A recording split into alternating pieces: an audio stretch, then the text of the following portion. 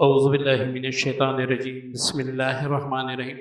روحانی وظیفہ فیشل کے معزز سامعین و ناظرین، السلام علیکم ورحمۃ اللہ وبرکاتہ۔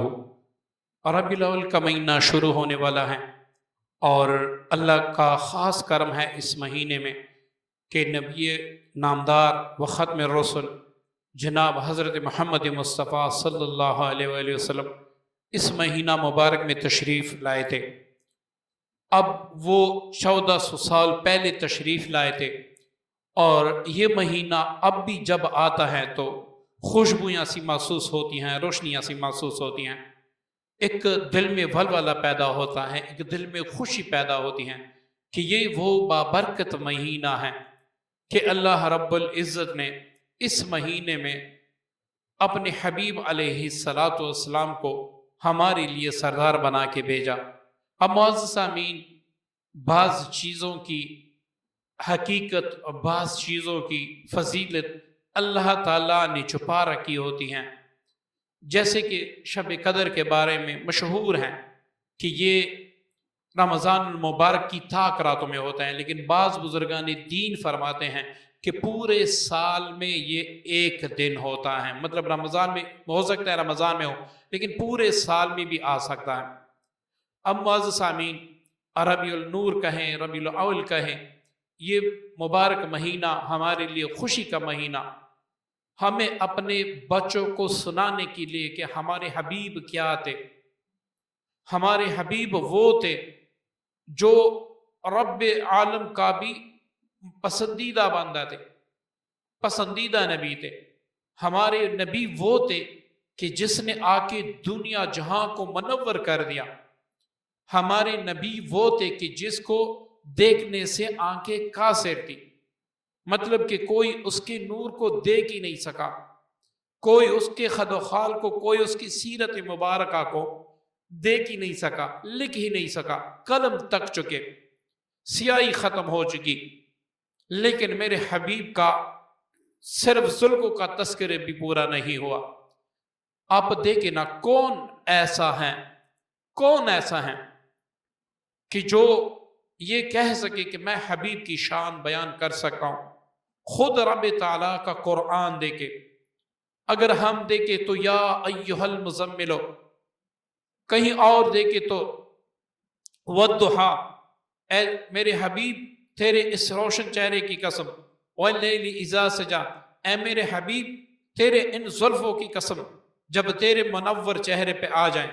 اب آپ خود سوچیں کہ کتنی پیاری پیاری اللہ رب العزت نے حبیب کے شان میں تعریفیں اتاری، تو کیا ہم کون ہو سکتے ہیں کہ حبیب علیہ السلام کی تعریف کر سکیں؟ اور ہم فخر کرتے ہیں کہ ہمارا کلام جو ہمارے لیے اتارا گیا وہ سب سے اعلیٰ ہے۔ ہمارے لیے جس حبیب کو اتارا گیا وہ سب سے اعلیٰ حبیب ہے، وہ رب تعالیٰ کا بھی حبیب ہے، ہمارا بھی حبیب ہے۔ اور نبی آتے رہے، سلسلہ نہیں ٹوٹا، لیکن جب ہمارے نبی اس کائنات میں آئے تو سلسلہ نبوت بھی اللہ تعالیٰ نے ختم کر دیا کہ اے میرے حبیب تو سب سے اعلیٰ ہے، تو سب سے افضل ہے۔ اب یہ حقیقت بھی ہے کہ خدا بعد از خدا بزرگ تو ہی قصہ مختصر، کوئی نور کہے کوئی بشر کہے، لیکن آج تک نہ نوری سمجھ سکے کہ آپ کیا ہیں، نہ بشر سمجھ سکے کہ آپ کیا ہیں۔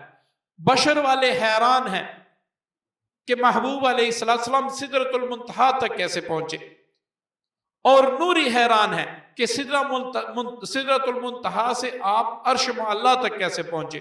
یہاں پر نوری ناری اور انسان سارے پریشان، میرے حبیب کے طلوع مبارک اللہ رب العزت کے کرم سے عرش معلیٰ پر بھی لگے۔ حضرت رفاعی رحمۃ اللہ علیہ فرماتے ہیں کہ میں ایک دن مراقبے میں نے سر جھکا دیا، اب میں ڈھونڈتا رہا کہ میں اس عرش کا دیدار کر سکوں جس عرش عظیم پر میرے حبیب کے قدمین پڑے ہیں۔ تو مجھے اوپر سے آواز آئی کہ اے رفاعی کیا ڈھونڈ رہا ہے؟ تو میں نے کہا کہ میں حبیب علیہ السلام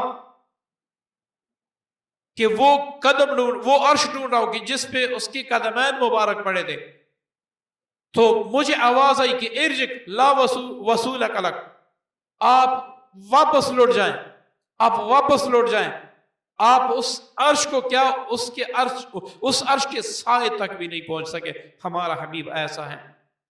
ایک صحابیہ فرماتی ہیں کہ مجھے بڑا شوق تھا کہ میں حبیب علیہ الصلاۃ والسلام کو دیکھوں، مجھے بڑا شوق تھا، مجھے بڑا ذوق تھا۔ ایک دن آپ اونٹنی پر سوار تھے اور میں اپنے والد کے ساتھ تھی، تو میں نے سوچا کہ آج میں آپ کا دیدار مبارک کر لوں گی انشاءاللہ۔ تو وہ فرماتی ہے کہ جیسی ہی میں نے آنکھیں اٹھائی اور حضور علیہ السلام کے پاؤں مبارک کی پنڈلی پر میری نگاہ پڑی، اس سے ایسا نور نکلا کہ آگے مجھے دیکھنے کی جرت ہی نہیں ہوئی، آگے مجھے دیکھنے کی جرت ہی نہیں ہوئی۔ سب سے آخر صحابی جو بچے تھے اس کائنات میں، سب سے آخر صحابی، وہ کہتے ہیں کہ میں ایک میلے میں چلا گیا، میں نے اعلان کیا کہ اے لوگوں، وہ میں ہی آخری آدمی ہوں جس نے رسول اللہ علیہ والسلام کو اپنی آنکھوں سے دیکھا۔ تو لوگ کہنے لگے کہ آپ نے اسے کیسے دیکھا، اس کو تو کوئی آنکھ دیکھ ہی نہیں سکی۔ تو فرماتے ہیں کہ میں نے کہا کہ میں نے طریقہ سیکھا تھا، میں اپنی آنکھوں پہ ہاتھ رکھتا تھا اور انگلیوں کے اوٹ سے میں حضور علیہ السلام کا چہرہ اقدس دیکھا کرتا تھا۔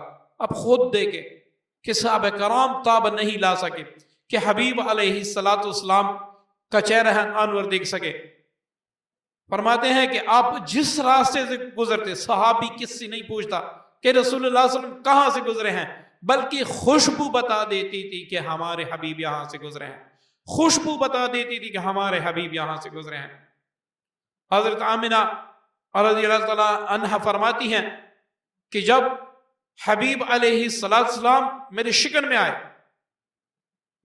میں آئے تو لوگوں نے، چونکہ حضرت عبداللہ اس دنیا سے رحلت فرما چکے تھے، تو قریش اور دوسرے قبیلوں کے لوگوں نے حضرت عبد المطلب سے کہا کہ آپ کی یہ جو بہو ہے یہ خوشبو لگاتی ہے، حالانکہ جس کا خاوند مر جائے، جس کا شوہر مر جائے تو اس کے لیے خوشبو لگانا جائز نہیں ہے۔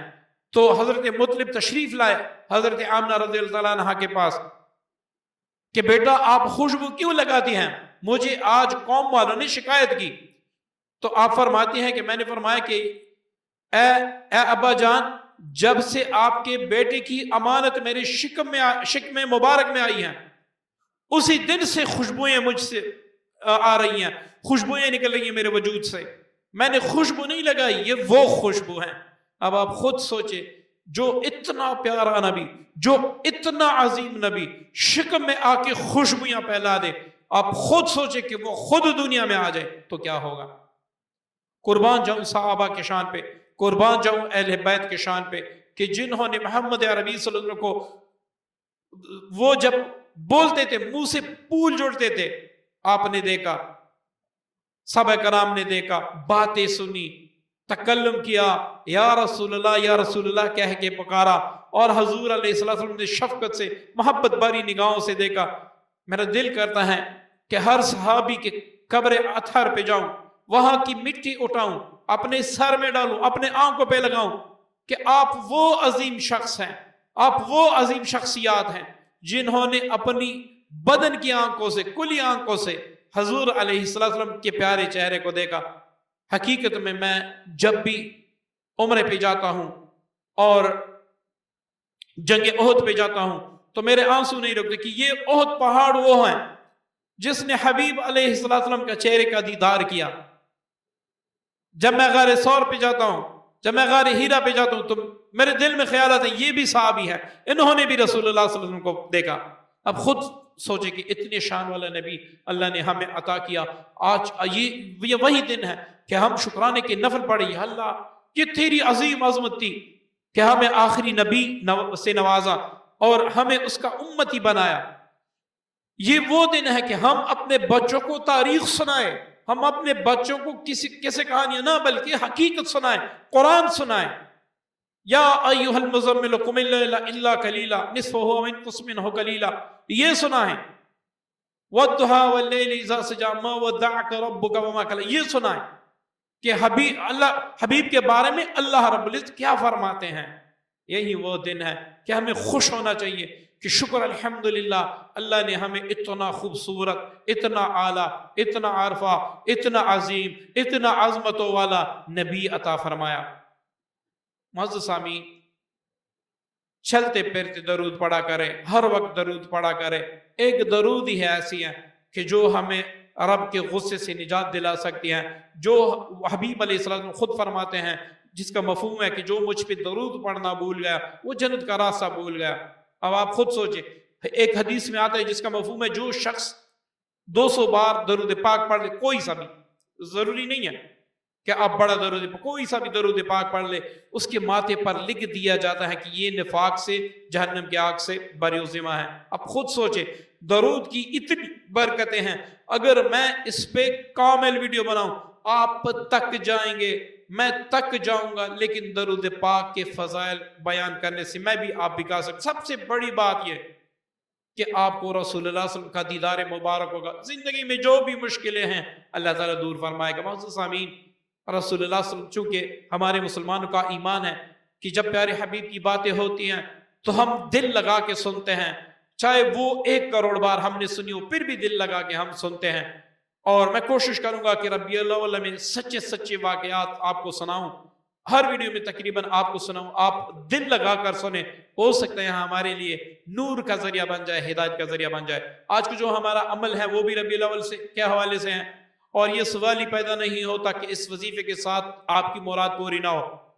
یہ گارنٹی ہے انشاءاللہ اللہ کے فضل سے، اللہ کے امر سے، کہ آپ کی ہر مراد، جیسی بھی مراد ہے، جیسی بھی حاجت ہے، جیسی بھی ناممکن ہے، آپ کروڑوں وظیفے پڑھ چکے ہیں، آپ لاکھوں وظائف پڑھ چکے ہیں، لیکن کسی بھی طریقے سے آپ کا مقصد پورا نہیں ہوتا۔ پسند کی شادی ہے، کاروباری ترقی ہے، جادو جنات کا علاج ہے، کوئی بھی ضرورت ہے، کوئی بھی مشکل ہے، کوئی بھی مراد ہے، کوئی بھی حاجت ہے، وہ حاجت جو بالکل ناممکن ہے وہ بھی آپ اس وظیفے سے مان سکتے ہیں۔ معزز سامعین، ویسے تو یہ وظیفہ آپ ڈیلی بھی پڑھ سکتے ہیں، اس کے برکات اتنے ہوں گے کہ آپ سمیٹ ہی نہیں سکیں گے۔ اللہ کی ایسی مہربانیاں ہوں گی، ایسے فضل و کرم ہوگا، ایسا جود و کرم ہوگا کہ آپ سر اٹھا کے بھی نہیں چل سکیں گے۔ آپ ہر قدم پہ اللہ کا شکر کرو گے، کیونکہ آپ یہ سمجھیں گے کہ بھئی میں اتنا گنہگار، میں اتنی گنہگار، اللہ کریم کا اتنا فضل مجھ پہ کیسے ہوا، اتنا کرم مجھ پہ کیسے ہوا۔ یہ میں بڑے دعوے سے کہتا ہوں، یہ میں بڑے دعوے سے کہتا ہوں، آپ چند دن کر کے تو دیکھیں۔ معزز سامعین، اس وظیفے کا طریقہ یہ ہے کہ اگر آپ کے پاس وقت ہے، آپ چاہتے ہیں کہ میں زندگی کی گردشوں سے، نحوستوں سے نکل جاؤں، بیماریوں سے نکل جاؤں، میری ہر مراد پوری ہو، اللہ رب العزت مجھ پہ کرم کرے، میں ہر سال حج پہ جاؤں، میں لوگوں کو کروڑوں زکوٰۃ دوں۔ اگر آپ 1 کروڑ زکوٰۃ دیں گے، آپ خود سوچیں آپ کے پاس کتنے پیسے ہوں گے۔ میرے پاس بنگلہ ہو، گاڑی ہو، پسند کی شادی ہو، کچھ بھی چاہیے، کچھ بھی چاہیے، آپ کر کے دیکھ لیں، ایسا ہی ہوگا جیسے انشاءاللہ میں نے کہا ہے اللہ کے کرم سے۔ اب اس وظیفے کو سن لیں۔ یہ وظیفہ یہ ہے کہ آپ نے روزانہ صبح و شام ایک بار یاسین شریف پڑھنا ہے۔ یاسین شریف میں کل 7 جگہ مبین کا لفظ آیا ہے۔ ہر مبین لفظ پہ آپ نے رک کے، آنکھیں بند کر کے 101 بار صلی اللہ علیہ وآلہ وسلم، اتنا چھوٹا درود پاک کہ 101 بار پڑھنا ہے۔ تصور یہ کرنا ہوگا کہ میں دست بدستہ جانیوں کے سامنے کھڑا ہوں، میرا حبیب شفقت فرما کے مسکرا رہے ہیں، میرا درود سن رہے ہیں، اور اللہ تعالیٰ اپنا کرم کر رہے ہیں، اپنا مجھ پہ خصوصی فضل کر رہے ہیں۔ آپ نے 101 بار یہ پڑھنا ہوگا، اور 101 بار آپ نے لا الہ الا انت سبحانک انی کنت من الظالمین۔ آپ یہ وظیفہ 1 وقت بھی کر سکتے ہیں، 2 وقت کریں گے تو سونے پہ سہاگا ہو۔ آپ پورا ربیع الاول اس کو کرتے رہیں۔